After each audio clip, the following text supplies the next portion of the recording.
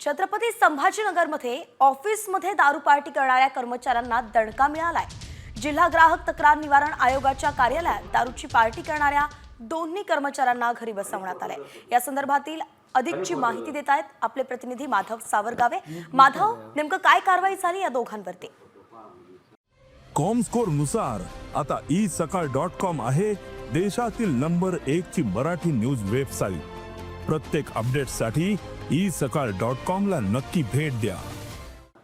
शेजल दोन कर्मचारी निलंबित करण्यात आलेले आहेत। एक तर जिल्हाधिकारी कार्यालयाच्या परिसरामध्ये असल्या तक्रार निवारण न्याय कक्षामध्ये दोघे जण आपली ओली पार्टी जोडत होते आणि याची एका तक्रार करणाऱ्या व्यक्तीने आपल्याकडे व्हिडिओ पाठवलेले होते आणि तो व्हिडिओ सोशल मीडियामध्ये मोठ्या प्रमाणात व्हायरल झाला होता।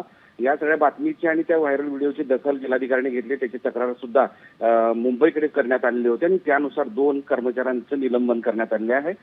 ज्या कर्मचाऱ्यांनी हे सगळे प्रकार केले त्यांचं पुढच्या काळात अधिक कठोर कारवाई करण्यात येणार असल्याचे सांगितले जाते। अच्छा, धन्यवाद। अगदी सविस्तर अपडेट आपण दिली आहेत।